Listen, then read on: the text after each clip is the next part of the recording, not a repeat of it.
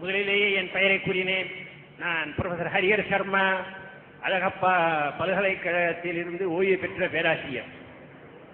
முதலிலேயே கூறினேன், எந்த நிலைமையிலும் நமக்கு சாதகமானவற்றை, எல்லோருக்கும் நல்லது செய்வற்றை ஏற்றுக்கொள்ள வேண்டும். ஏற்றுக்கொள்ளக்கூடாத ஐட்டங்களை பேசி தீர்த்துக் கொள்ள வேண்டுமே ஒழிய வன்முறை எங்குமே தகாது, எப்பொழுதுமே தகாது என்ற அடிப்படையிலே சில விளக்கங்களுடன் முடிவிலே எனது கேள்வியை கூறுகிறேன்.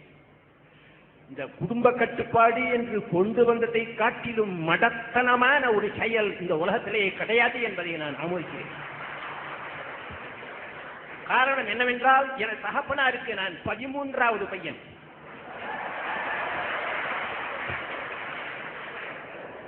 எனக்கு இப்பொழுது 73 வயது.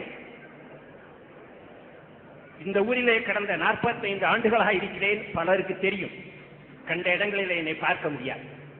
தேவையான இடத்தில் பார்க்கலாம், மற்ற இடத்தில் பார்க்க முடியாது. ஏனென்றால் எனக்கு ஒரு நாளைக்கு 48 மணி நேரம் போராது, இருப்பதோ 24 மணி நேரங்கள். 64 கலைகளும் தெரியும். ஒரு கலை நீங்களாக நான் பிரசரிக்க இயலாது. இந்த சந்தர்ப்பத்திலே விஞ்ஞான ரீதியிலே ஒரு உண்மையை நாம் எல்லோரும் அறிய வேண்டும். எந்த பொருளுக்கும் அழிவு என்பதே கிடையாது.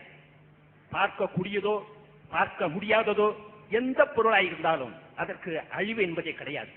கீதையிலே பகவான் கிருஷ்ணன் கூறினார், வாசாம்சி ஜீர்ணானி யதாவிஹாய நவானி கிருண்ணாதி நரோபராணி. எவ்வாறு நாம் நமக்கு ஒரு கிழிந்து போன சட்டைக்கு பதிலாக வேறொரு சட்டை வேண்டும் என்று நினைக்கிறோமோ, இதை தூக்கி எறிந்துவிட்டு கடைக்கு செல்வது அல்ல. கடைக்கு போய் துணியை வாங்கி சட்டை தைத்துக் கொண்டு பிறகுதான் இந்த சட்டையை நாம் வெளியே எறிகிறோம். அதே போன்று இந்த உடலானது வாழ்வதற்கு, அல்லது எந்த உடலாக இருந்தாலும், பூச்சியின் உடம்பாக இருந்தாலும் சரி, தாவரத்தின் உடலில் இருந்தாலும் சரி, மனித ரூபத்தில் இருந்தாலும் சரி, ஒரு உயிரானது தான் மேலும் வாழ்வதற்கு தகுதியற்றது என்று எப்போது தீர்மானிக்கின்றதோ, தனக்கு என ஒரு இடத்தை தேர்ந்து கொண்டுதான் அது இந்த உடலை விடுகின்றது. மறுபிறவி என்ற தன்மையானது எங்கோ சென்றுவிட்டு இங்கே மறுபடியும் பிறக்கிறான் என்பதற்கு இடமே இல்லை. நீர் ஆவியாக மாறும், ஆவி மேகமாக போகும், அந்த மேக கூட்டங்களானது மழையாக பெய்யும். சமுத்திரத்தில் உள்ள ஜலமானது ஆவியாக சென்று மழையை பெய்யும். இடம் மாறுபடும், ஆனால் அளவு மாறுபடாது. எந்த பொருளுக்கும் விஞ்ஞான ரீதியிலே மாற்றம்தான் உண்டு, அழிவு என்பது கிடையவே கிடையாது. அந்த ரீதியிலே மனிதர்கள் மாத்திரம் எவ்வாறு கூட பிறக்கிறார்கள் என்ற கேள்விக்கு ஓர் பக்கத்திலே அழிவு வேலை நடந்து கொண்டிருக்கிற காரணத்தால் அந்த இனங்கள் மனித பூச்சிகளாக பிறக்கின்றன. கெட்ட தன்மையும் மிகுதியாகவே வருகின்றது. காட்டு இனங்கள் அழிக்கப்படுகின்றன, தாவரங்கள் அழிக்கப்படுகின்றன. பல வகையிலே மற்ற இனங்கள் அழிக்கப்படும் பொழுது மனித இனம் அழிக்கப்படாத காரணத்தால் மனித இனத்தின் எண்ணிக்கையானது கூடிக்கொண்டே வருகின்றன ஒழிய, உயிர், எல்லா உயிர்க்கும் பிறவி உண்டு. அது பூச்சியாக இருக்கலாம், தாவரமாக இருக்கலாம், மனிதனாக இருக்கலாம். ஆதலால் தான் அவனுக்கு ஆண்டவனின் பெயரை சொல்லி நமக்கு மேற்பட்ட ஒரு சக்தி என்று இருப்பதை நாம் உணர்ந்தால்தான் நாம் பயப்படுவோம்.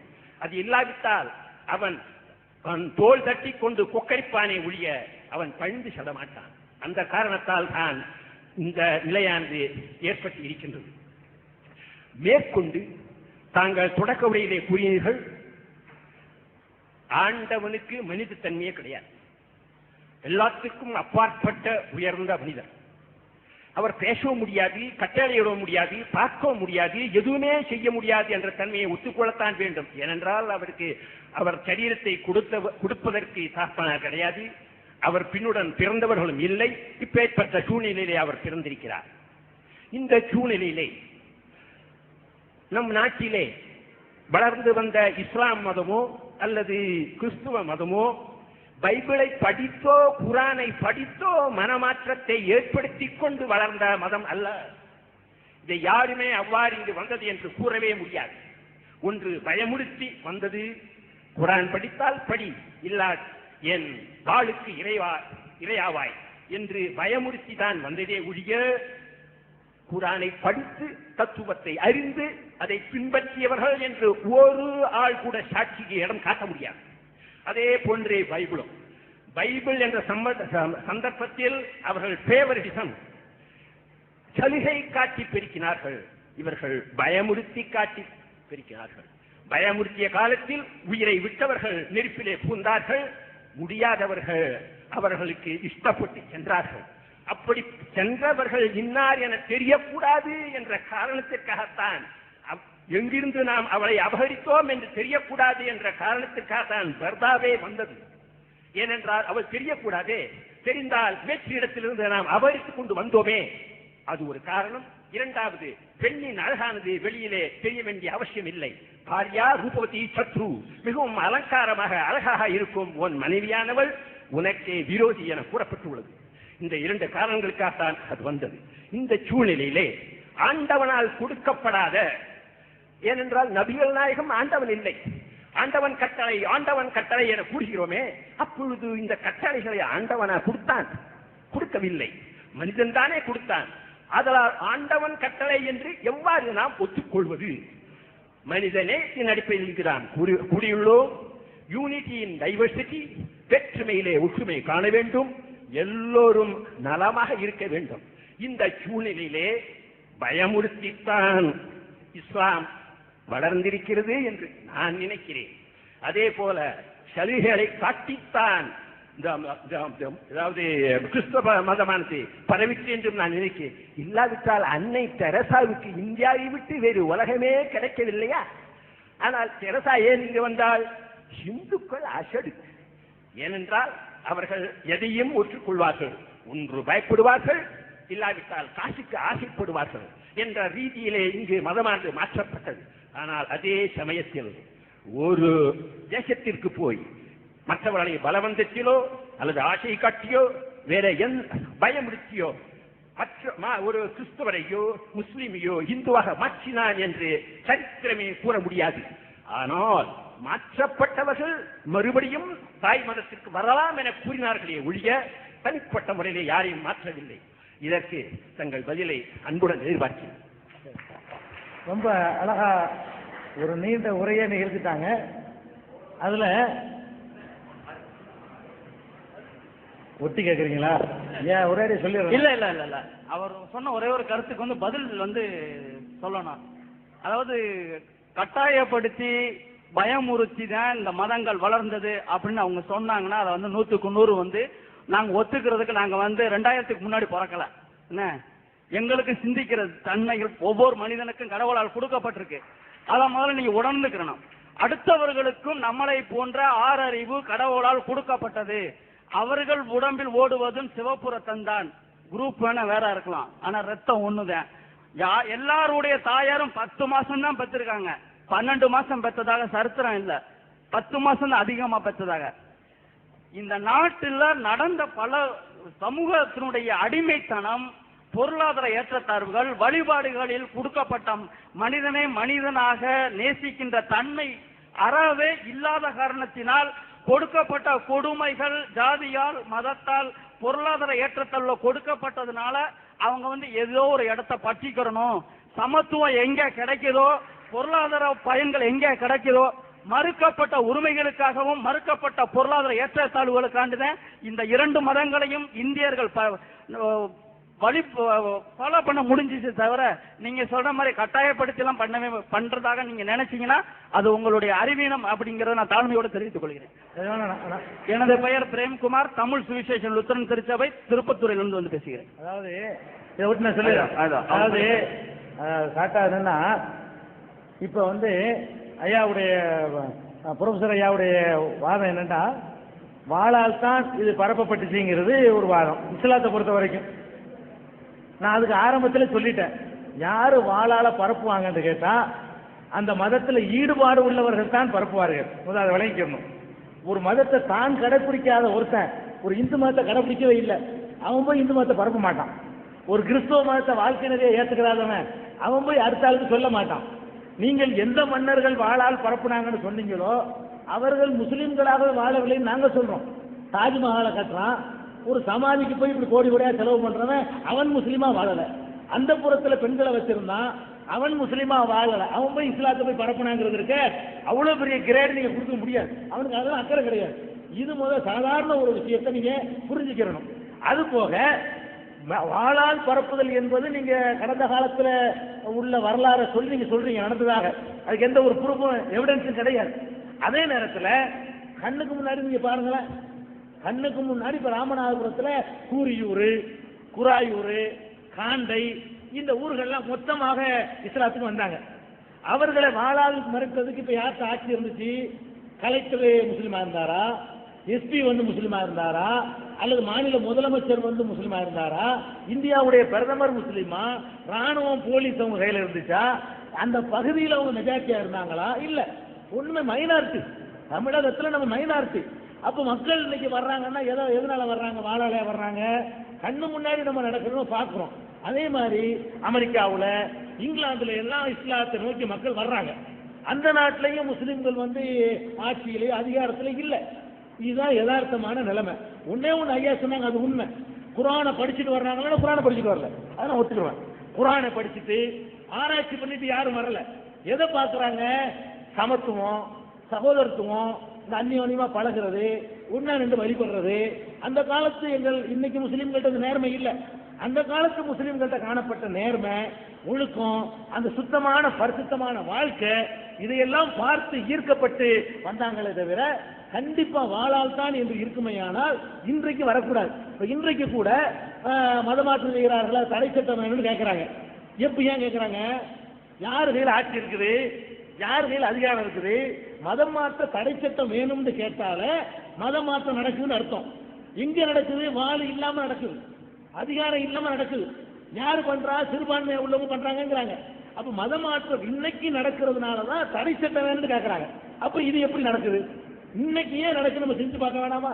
நீங்க அவங்களுக்கு அவ்வளவு பெரிய கிரேட கொடுக்காதீங்க. அந்த காலத்து மன்னர்களுக்கு அவ்வளவு தூய்மையானவர்கள், அவ்வளவு பர்ஃபெக்டா ஒரு மதத்தை கடைபிடிச்சவங்கன்னு கிரேடு கொடுக்காதீங்க. அவர்களுக்கு அது நம்பிக்கை இல்லை. இதுதான் யதார்த்தமான ஒரு நிலைமை. உடனே அதை தொடர்ந்து ஐயா அவர்கள் கேட்டது என்னன்னு கேட்டா, இப்ப நபிகள் நாயகம் ஒரு வேதத்தை சொன்னாரு, அவரு தான் கடவுளுடைய வேதங்களுக்கு என்ன ப்ரூஃப் அதையும் கேட்டாங்க. அவங்களுடைய இதுல நபிகள், அவர் ஒரு மனிதர், அவர் கடவுள் ஒன்றும் கிடையாது. அவர் சொன்னது கடவுளுடைய வேதங்கிறதுக்கு என்ன ப்ரூஃப் அப்படின்னு கேட்டாங்க. அவர் மனிதர் என்பதை நானே ஆரம்பத்தில் சொல்லிட்டேன், அவர் கடவுள் இல்லைன்னு. ஆனா அவர் குர்ஆன் சொன்னாரு, அது இறைவனுடைய வேதம் தான் என்பதற்கு ப்ரூஃப் இருக்குது. குர்ஆன் என்பது கடவுளுடைய வேதம் என்பதற்கு நிறைய ப்ரூஃப்கள் இருக்குது. என்ன ப்ரூஃப்? அந்த வேதம் தான் ப்ரூஃப். எதை கடவுளுடைய வேதம் அவர் நபிகள் நாயகம் சொன்னாரோ அது கடவுளால் எழுதப்பட்டு இருந்தால், கடவுளால் வழங்கப்பட்டு இருந்தால் என்ன தரத்தில் இருக்க வேண்டுமோ அந்த தரத்தில் இருக்கிறது. அதான் எங்கள்கிட்ட இருக்கிற ஒரே ஒரு ப்ரூஃப். அது என்ன தரம்னு கேட்குறீங்களா? இப்ப நம்ம 20ஆம் நூற்றாண்டுல வாழ்றோம். இந்த 64 கலைகள்ல ஒரு கலையை விட்டுட்டு 63 கலையை ஐயா அவர்கள் கற்றிருக்கிறார்கள். அப்ப இப்படிப்பட்ட ஒரு காலகட்டத்தில் அவர்களுக்கு எல்லாமே தெரியும். அந்த காலத்துல எல்லாம் இந்த பூமி, நம்ம வாழ்ற பூமி இருக்குத, இது தட்டேன்னு தான் நினைச்சிட்டு இருந்தான். எல்லாருக்கும் தெரியும், தட்டேன்னு நினைச்சான். இந்த ஒருத்தன் உருண்டேன்னு சொன்னான் கலிலேயோங்கிறவன், அவனை போட்டுக்கிட்டு படுத்தின பாடு நமக்கு தெரியும், எல்லாருக்கும் தெரியும். அப்ப திருக்குறான் நீங்க புரட்டி பார்த்தீங்கன்னு சொன்னா, கலிலேயோவுக்கு முந்தின நபிகள் நாயகம் அவர்கள் குரான் சொல்றாங்களே, அதுல பூமி உருண்டேன்னு இருக்குது, பூமி சுத்துன்னு இருக்குது, எல்லா கோள்களுமே சுழண்டு கொண்டிருக்கின்றன அப்படிங்கிற ஒரு உண்மை சொல்லப்படுது. அதே மாதிரி ஆகாயத்திலிருந்து விண்கற்கள் விழுகுது பாருங்க, அந்த கற்கள் எப்படி விழுகுதுங்கிற அதனுடைய உண்மைகள் இன்னைக்கு இருக்குது. மலைகள் எல்லாம் பூமியில் முளைகளாக நாட்டப்பட்டிருக்குன்னு சொல்லி இன்னைக்கு கண்டுபிடி சொல்றான அந்த அறிவியல் உண்மை இருக்குது. அதே மாதிரி சூரிய சந்திரனுடைய இயக்கங்கள் இருக்குது. கருவுடைய வளர்ச்சி எப்படி இருக்குதோ குர்ஆன்ல சொல்லப்படுதோ அப்படித்தான் இந்த 20ஆம் நூற்றாண்டு விஞ்ஞானமும் சொல்லுது. அப்ப எழுத படிக்க தெரியாத ஒருத்தர், ஒண்ணும் தெரியாத ஒருத்தர் சொன்னால் எப்படி இருக்குமோ அப்படி இருக்கல. எல்லாத்தையும் தெரிந்த ஒரு கடவுள் சொன்னால் எப்படி இருக்குமோ அந்த தரத்தில் குர்ஆன் இருக்கிறது. உங்கள்கிட்ட இப்ப சொல்றேன், எங்களுடைய வணக்க வழிபாடு இருக்குல்ல, தொழுகை, இந்த நோன்பு, இந்த மறுமை, இந்த மாதிரி விஷயங்களை தவிர்த்துட்டு குர்ஆன்ல உலகம் சம்பந்தமா என்ன சொல்லப்பட்டிருக்கோ அது 20ஆம் நூற்றாண்டுக்கு பொருந்தலன்னு ஒன்னு எடுத்து காட்டணும் பார்ப்போம். முடியாது. பூமியை பத்தி, சூரியனை பத்தி, சந்திரனை பத்தி, காற்றை பத்தி, மழையை பத்தி இதையெல்லாம் குர்ஆன் பேசுது. எப்படி பேசுது தெரியுமா? இன்றைய விஞ்ஞானி எப்படி பேசணும் அப்படி பேசுது. இந்த நம்பிக்கைகளுக்கு நம்ம பகுத்தறிவு ஆதாரம் காட்ட இயலாது. நாங்க தொழுகிறோம் அப்படி தொலை சொல்லி கட்டலை, நாங்க நோன்பு வைக்கிறோம் அப்படி எங்களுக்கு கட்டலை, நாங்க ஹஜ் பண்றோம் அது எங்களுடைய கட்டளை. இதை நீக்கிட்டு பாத்தீங்கன்னா பூமி படைக்கப்பட்டது, வானம் படைக்கப்பட்டது, வானத்துல உள்ள விஷயங்கள், பூமியில உள்ள விஷயங்கள், பூமியில அடியில உள்ள விஷயங்கள், மனிதனுடைய உடற்கூறு, அவனோட உள்ளுக்குள்ள விஷயங்கள் எல்லாத்தையும் குர்ஆன் பேசுது. எப்படி பேசுதுன்னு கேட்டா, இன்றைக்கு விஞ்ஞானிகள் ஆராய்ச்சி பண்ணி சொன்னால் எப்படி இருக்குமோ அப்படி பேசுது. ஒரே ஒரு உதாரணம், இது விஞ்ஞானம் ஒரு தலைப்புல நான் பேசியிருக்கேன் தனியா, குர்ஆன் விஞ்ஞானம். ஒரு சின்ன உதாரணம் பாருங்க. நம்ம உலகத்துல பல கடல்கள் இருக்குது, செங்கடல், கருங்கடல், பல விதமான கடல்கள் இருக்கு. நீங்க கன்னியாகுமரிக்கு போனா கூட 3 கடலை பார்க்கலாம். திரிவேணி சங்கமம், 3 கடலும் ஒன்னா சங்கமிக்கிற காட்சியெல்லாம் பார்க்கலாம். அப்ப இந்த கடல்கள் இருக்கு பாருங்க, ஒரு கடல் ஒட்டிக்கிட்டு தான் இருக்கும். செவரு எழுப்பிலாம் தடையெல்லாம் போட்டு வைக்கல, கடல் கடலா தான் இருக்குது. இது ஒரு கடல், இது ஒரு கடல், 2 கடலையும் ஒன்னா ஒட்டிக்கிட்டு தான் இருக்குது. இதை பற்றி குர்ஆன் எப்படி பேசுதுன்னு கேட்டா, 2 கடல்கள் ஒன்றோடு ஒன்று சங்கமிக்கின்றன. குர்ஆனுடைய வசனம், மரஜல் பஹரைன் யல்தகியான், டெக்ஸ்ட் இது. 2 கடல்கள் ஒன்றோடு ஒன்று சங்கமிக்கின்றன. 2க்கு மத்தியில கண்ணுக்கு தெரியாத ஒரு திரை இருக்கிறது. அதனால் 2ம் ஒன்றோடு ஒன்று கலந்து விடுவதில்லை. இது குர்ஆனுடைய வசனம். 2 கடல் தண்ணீரை கொண்டு ஆராய்ச்சி பண்றான். 2னுடைய அடர்த்தி, அதனுடைய உப்பு, இதனுடைய உப்பு, அதுல உள்ள ஆக்சிஜன், இதுல உள்ள ஆக்சிஜன், எல்லாத்தையும் ஆய்வு பண்ணி பார்க்கறான். 2 வித்தியாசமா தான் இருக்கு, ஒட்டிக்கிட்டு தான் இருக்கு, சேர மாட்டேங்குது. 2க்கு இடையில ஒரு திரை இருக்குது, கண்ணுக்கு தெரியாத திரை இருக்குன்னு குர்ஆன் சொல்லுது. இது எப்படிங்க ஒரு முகமதுக்கு காட்டுமிராண்டி காலத்துல உள்ளவருக்கு சொல்ல முடியும்? இன்றைக்கு 20ஆம் நூற்றாண்டுல ஆராய்ச்சி பண்ணி சொல்ல வேண்டிய ஒரு மெசேஜ் அந்த காலத்துல இப்படி சொல்ல முடியும்? இப்படி கடலை பத்தி பேசினாலும் இன்றைக்கு சொன்னால் எப்படி அப்படி இருக்குது. எதை பத்தி பேசினாலும் சரி, நான் சென்ற வாரம் கூட, சென்ற நிகழ்ச்சி கூட சொன்னேன், நம்ம தேன் சாப்பிடுறோமே, இந்த தேன் எப்படி உண்டாகுது? வயிற்றுல இருந்தா உண்டாகுது, நம்ம வாயிலிருந்து உண்டாகுது நினைச்சுக்கிட்டு இருக்கிறோம் எல்லாருமே. இப்ப கண்டுபிடிக்கிறான், தேனுடைய வாயிலிருந்து, தேனியுடைய வாயிலிருந்து தேன் வர்றது இல்ல, வயிற்றுல இருந்தா மிக்ஸ் ஆகி உள்ள போய் தயாராகி தான் வருது. அதை குர்ஆன் அப்படியே சொல்லு, தேன் சாப்பிடுறீங்களே, தேனியுடைய வயிற்றிலிருந்து உங்களுக்கு மதுரமான பானம் கிடைக்கிறது. இது எப்படி அன்னைக்கு சொல்ல முடியும்?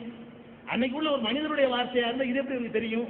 இன்னைக்கு நம்ம நிறைய பேருக்கு தெரியாத, 20ஆம் நூற்றாண்டுல வாழக்கூடிய நமக்கு நிறைய பேருக்கு தெரியாத விஷயங்கள், விஞ்ஞானிக்கு மட்டும் தெரிஞ்ச விஷயங்கள் முகமதுக்கு தெரிஞ்சிருக்குது. இந்த குர்ஆனை எடுத்துக்கொண்டு தொழுகை, நோன்பு போன்ற விஷயங்களை தவிர்த்துட்டு, சொர்க்கம் நரக தவிர்த்துட்டு, இந்த உலகத்தை பத்தி குர்ஆன் என்ன சொல்லுன்னு பாத்தீங்கன்னா, ஒரு விஞ்ஞானி இன்னைக்கு என்ன சொல்லுவான் அப்படி சொல்லுது. ஒன்னே ஒண்ணு மாத்திரம் சொல்ல இயலாது. ஒன்னே ஒண்ணு எடுத்துக்கொண்டு இது இன்னைக்கு பொருந்தாது சொல்லவே முடியாது. அதனாலதான் நாங்க, அவர் தன்னை கடவுள் தூதர்னாரு, இது கடவுள் வேதம் சொன்னாரு, அதுக்கு தகுதியா இருக்குது. அது மாதிரி தெரிகிற விரும்புனீங்கன்னு சொன்னா உங்களுடைய ஆர்வத்தை பொறுத்து குர்ஆனும் விஞ்ஞானமும் என்ற தலைப்ப கடிதம் எழுதினால் உங்களுக்கு இலவசமா நம்ம கேசட் அனுப்புவோம். எல்லாருக்கும் தந்துடலாம், சும்மாச்சும் வாங்கிடக்கூடாது இல்லையா? உங்க ஆர்வத்தை பொறுத்து அனுப்புறதுக்காக வேண்டி